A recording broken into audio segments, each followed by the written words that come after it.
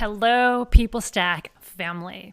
The topic of the week is indecisiveness, also known as I need to think about it.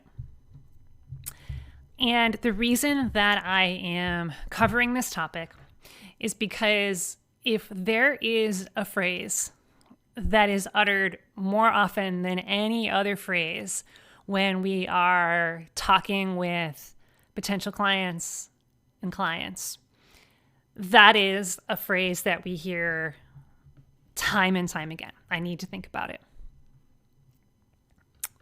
What's next for you in your career?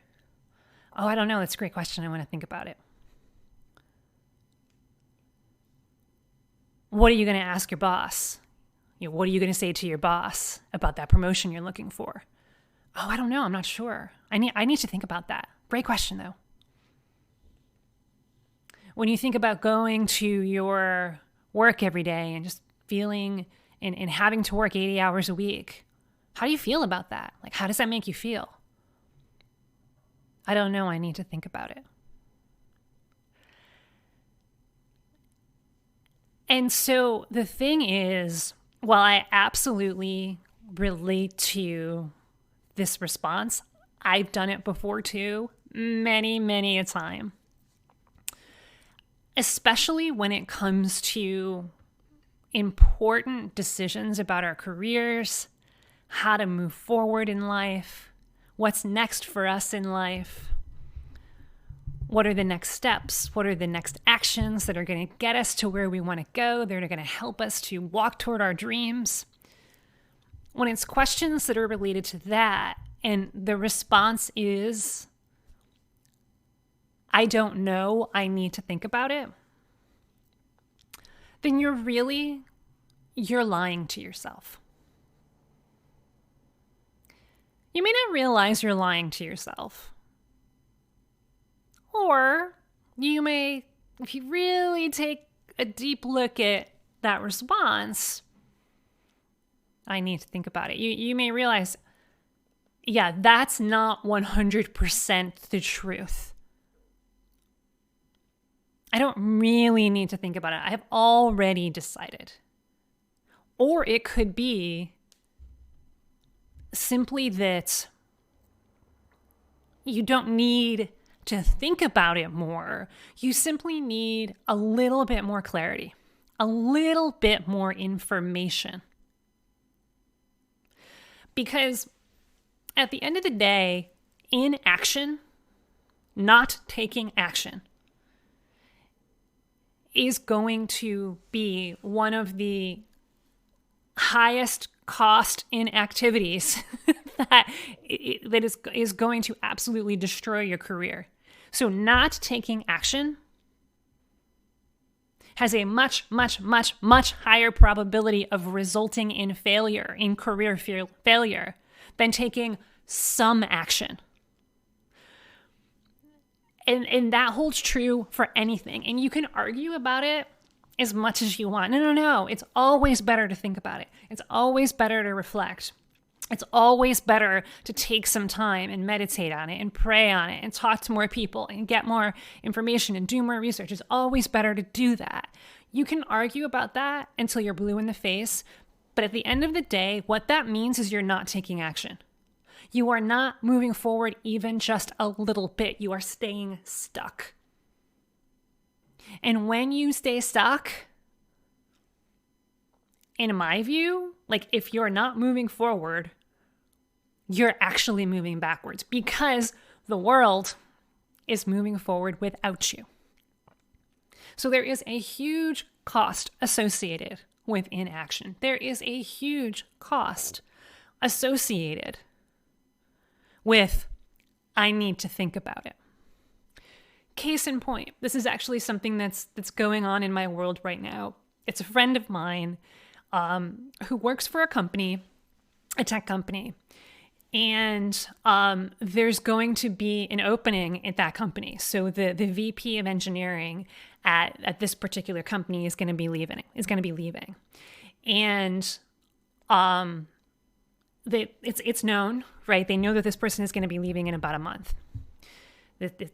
it's all good. It's wonderful. This person is moving on to bigger and better things, and it's not at all a politically charged situation. They're going to be sad to see him go, but he gave him the heads up. Yep, I'm going to be leaving in a month. I'm going to be moving on to bigger and better things. And so the CTO of this company, who's going to be the one in charge of basically finding a new VP of engineering, has been thinking about it. The CTO has actually known about this for several weeks. And the CTO is stuck thinking about, how do we move forward? Oh, wow, we're going to need to hire a new VP. Instead of moving into action, he's sitting back and thinking, oh, all right, well, maybe this is an opportunity to really kind of move in a different direction, and maybe we can do that. Or maybe we want to find somebody who is similar to this other person, because this person who's leaving, we love him. Maybe it could be something similar. Oh, but do we really need a VP after all? Maybe I could just do it. And he's stuck thinking about it. And what kind of person do we want? Do we want someone who has tech experience or not? Do we want someone who has more or less leadership experience? If they have less leadership experience, we can bring them in and we could potentially train them. But if they have more, then they could just hit the ground running. And maybe that's what we need. I don't know. I need to think about it. And so my friend is kind of involved with the CTO. He's on the team. And it's just, so I'm hearing it through my friend. But it's like, yeah, the CTO is just like stuck and I need to think about it. And the CTO knows this, but it's like, the CTO is almost, what would be the word? Like crippled, like being crushed by the weight of this decision. Oh my God, we need to find a new VP. And that weight is crushing him into indecisiveness and inaction. They haven't brought anybody in to interview yet, and this person is leaving in 4 weeks. What is this costing them? Well, I'll tell you one real cost. There was someone who we know, small world, who was actually interested in this position, and she's looking, right? Would be a perfect candidate for this position. She would be a wonderful asset to any organization. Has tons of technical leadership experience, but was not trained as an IC. Right, was not trained as an individual contributor. Her beginning background is not in. She wasn't a programmer. She developed her leadership stack in different ways. But she's an excellent technical leader and has lots of accolades and lots of results to show for the fact that she's an excellent technical leader. But she was not an engineer. She was not a software engineer. That's not how she started her career. And so, highly sought after, and she's on the job market right now, right? So she's looking for a new gig. And so what was the cost? Because the CTO was sitting on, I don't know whether or not we should bring this person in. I'm not really sure. Probably doesn't have the tech stack. I don't know. Maybe he's stuck and I need to think about it. Meanwhile, she got hired by another company. Lost opportunity. So there's one example that's just very present for me right now of how indecisiveness can cost. In this case, it costed the company the opportunity to bring on a great female VP. And now, tick tock, like they need to replace somebody and they may just end up having to settle for someone and they could have grabbed her. So indecisiveness cost. Indecisiveness also costs when you're, for example, sitting on the fence of do I stay or do I go? Let's talk more about like career decisions. One of the decisions that we hear about all the time is people are stuck in indecision land of, do I stay at my current company and try to level up that way, get a promotion, get a raise, or do I go? Do I go out on the job market, spread my wings and move on and up in a different position? And so, well, you know what? A lot of people that we talk with are like, I'm on the job market 100%. I've decided that's what I'm doing. And that's great. For them, that's awesome. They've made the decision. I'm going on the job market. I'm leaving. Just like the VP of the friend of mine. I am leaving. Bye, guys. And I'm going to move on. So a lot of people that we talk with have decided, yep, I'm going on the job market. And that gives them that clarity, that gives them that sense of purpose and that sense of mission. Here's what I'm doing. I'm going to do the best that I can at my old job while I'm still at my old job. I'm still going to show up. I'm not going to, go into senioritis and just completely be like the college senior or the high school senior that just doesn't show up anymore. I'm still going to show up and do the best I possibly can at my old job. But I'm also going to make sure that I direct my attention and my effort and my focus on being on the job market. And that gives them that clarity and that motivation to move forward on the job market through the interview process and the networking process and the negotiation process with extreme confidence and extreme certainty. But what happens is a lot of people, I ask, are you on the job market? If an opportunity pops up, sure. But I'm not really, I'm kind of quietly looking. You haven't decided that you're 100% on the job market, and that's costing you. Or you haven't decided that you're 100% gonna make it work where you are. Like, I'm not saying go on the job market. That's always the way to go, because it's not. It depends on the situation. It depends on your goals. It depends on the resources available to you. It depends on, your environment. It depends on so many different things. I'm not going to come out and say everyone should go on that job market or everyone should try to level up where they are, level up internally. There's no hard and fast rules around that. But you got to decide one way or the other, because you can't, if you try to half-ass two things, you are totally going to fail at both of them. Whole ass one thing, my friends. Put it all in. So what happens is, let's say you're in this situation where, maybe I can stay where I am. I'm going to try this out. I'm going to have a few more conversations with my boss, with the CTO, with the CIO, with the CEO, and see what opportunities. I'm going to wait it out, and on the side, I'm going to, maybe I'll network a little bit and see what opportunities come up. Maybe I'll submit my resume in a few places. What happens there is that you're not showing up at work 100%. And people are going to notice that you're like, what's going on? Like, they may even notice that you're putting your resume out there. And they'll be like, oh, hang on, I didn't realize that you're thinking of leaving. Oh, no, I'm not really. And then it just creates a whole political situation that now you have to deal with because you were quietly on the job market, but now you're not quietly on the job market. But you're also not going to be showing up at work 100% either, because you have not decided that this is the path I am going to go. You have not made that conviction. You don't have that sense of conviction that I'm going to make this work. I'm going to get this internal promotion. And so people are not going to feel, your boss, whoever the decision makers are not going to feel that you really have that conviction, that sense of commitment to want to make it work, because you're not 100%. And then over here on the job market, right, you're not 100% on the job market. So, when you talk with people about wanting to find a job, it's going to come off like, yeah, maybe, sort of, I'm not sure. Yeah, I'm kind of looking, I don't know, maybe. You're not going to put as much effort as you would into your LinkedIn profile, into your resume, into showing up at networking events, into the interviewing process. People can smell inauthenticity in a minute.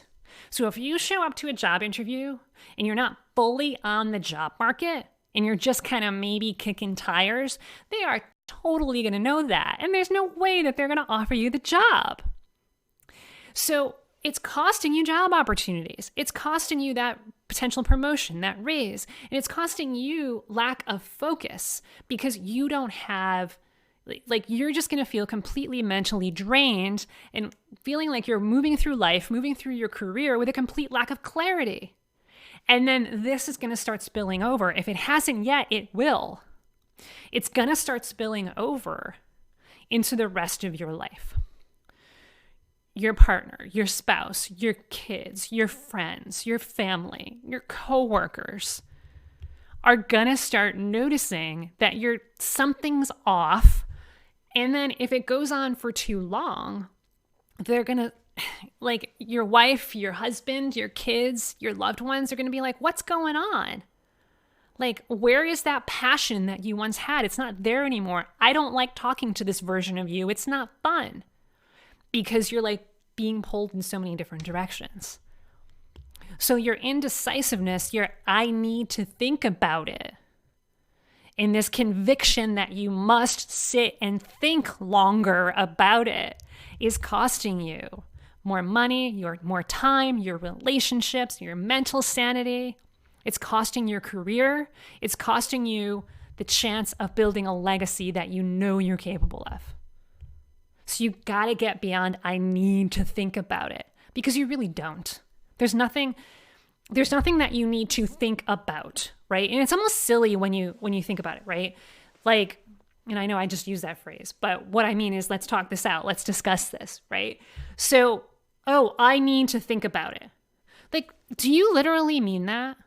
Like, do you literally mean that you need to sit, maybe even in lotus position or crisscross applesauce, sit maybe with your hands folded and your eyes closed, and like wait for the decision to come? Like, trust me, I meditate, I visualize, I do that stuff. That's not for making decisions. It's accessing a different part of your brain. So when you're meditating, yes, you may get some information and like there may be these little sparks of, oh, I never noticed that before. I never felt that before, that can then kind of help you move forward. But like when people say, I need to pray about this or I need to meditate on this a little bit more, it's a stall tactic, right? You're really lying to yourself. Now, here's a couple of things to actually get you to move beyond this. Because if indecisiveness is the enemy to upgrading your career, then decisiveness is. Everybody can tap into it. So really what I want you to do is take a hard look in the mirror and be honest with yourself. Shed the BS, I need to think about it. And instead, really take a look at what you mean when you say, I need to think about it. Someone asks you, are you going to go on the job market or are you going to stay at your current company? I don't know. I need to think about it. What do you really mean in that moment?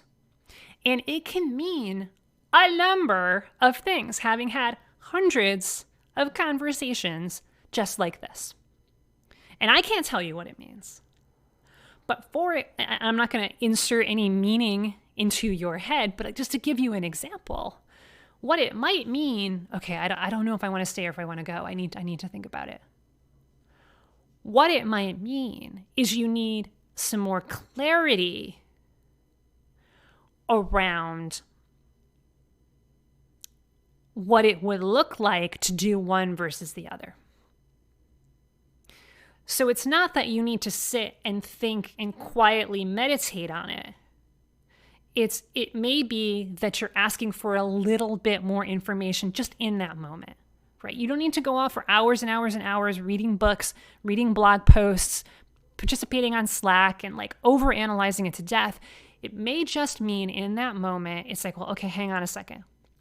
Can you just give me a little bit of clarity on what it's going to mean? I need more clarity on what it would mean to do A versus B.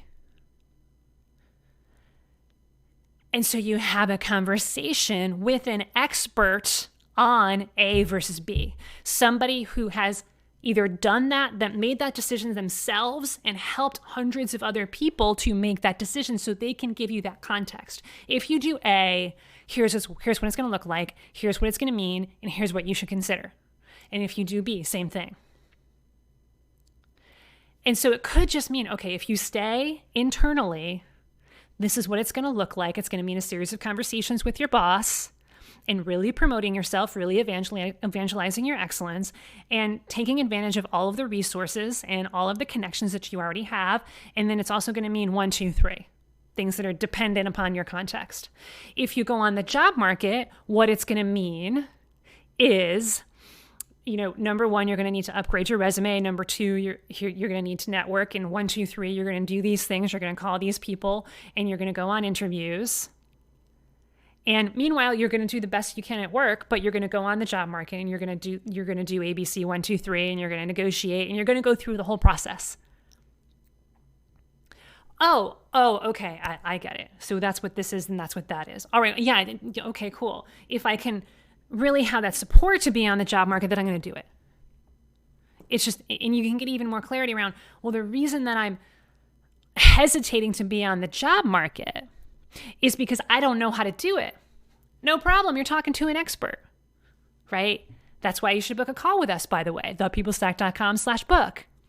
If all that's keeping you from making that decision, for example, to get the internal promotion or to go on the job market is I don't know how. Like, I want to go on the job market, or I want to get that internal promotion, but I don't know how to go on the job market because I've never done it, or it's been like 15 years.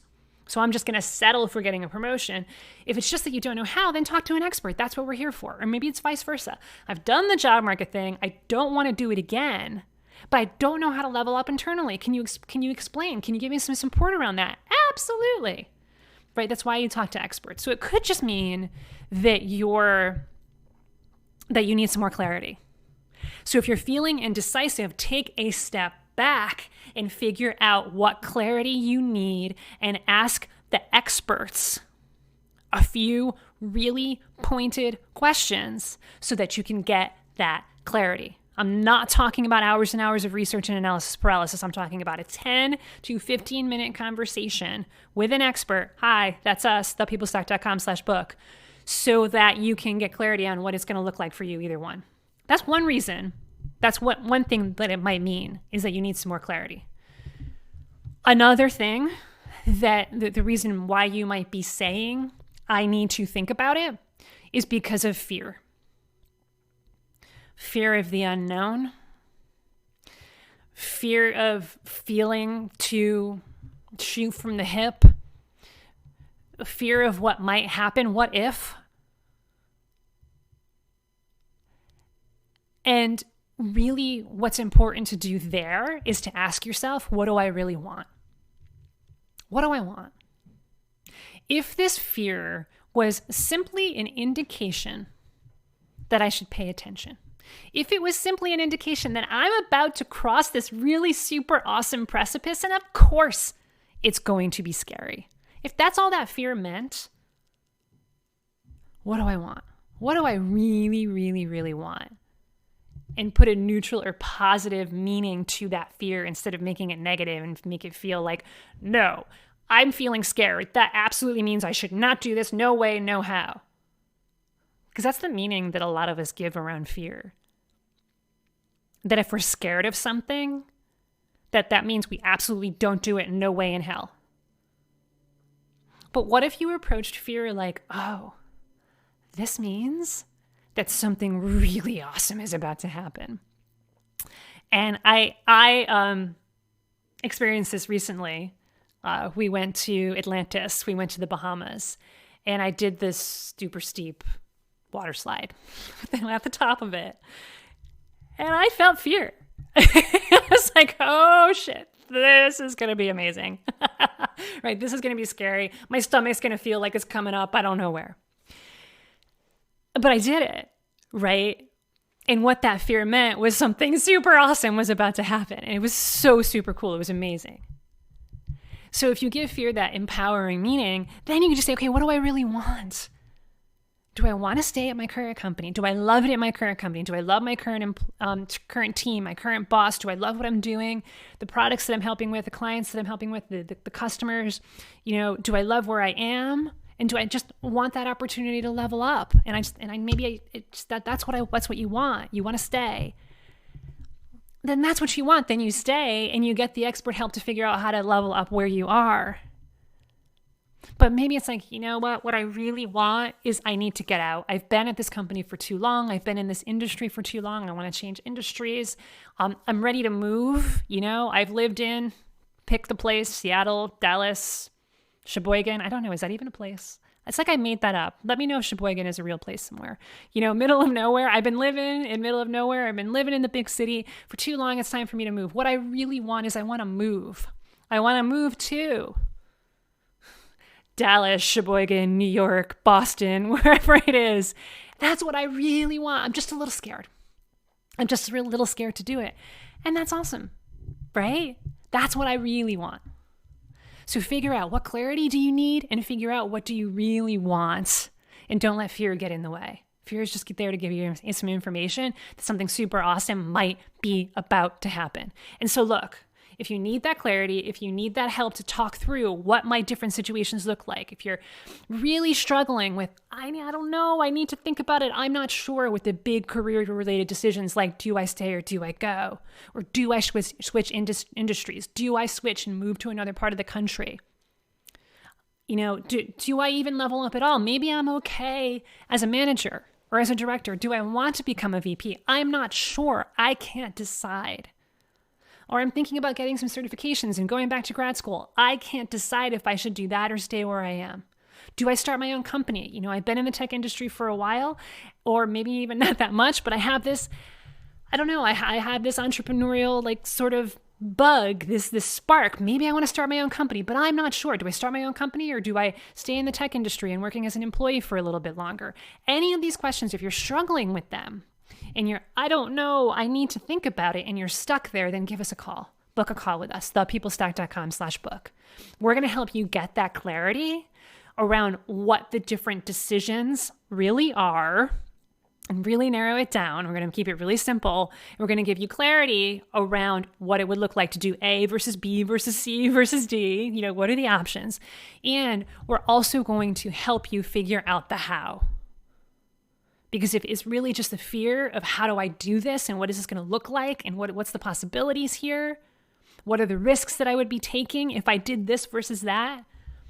We got it all. We'll cover it all. We'll give you that clarity. We'll give you that confidence, and we will do it from a place of love. That's what we're here to do, to help you make those big career decisions and to not let them stop you anymore. Because I need to think about it is going to make you stay stuck.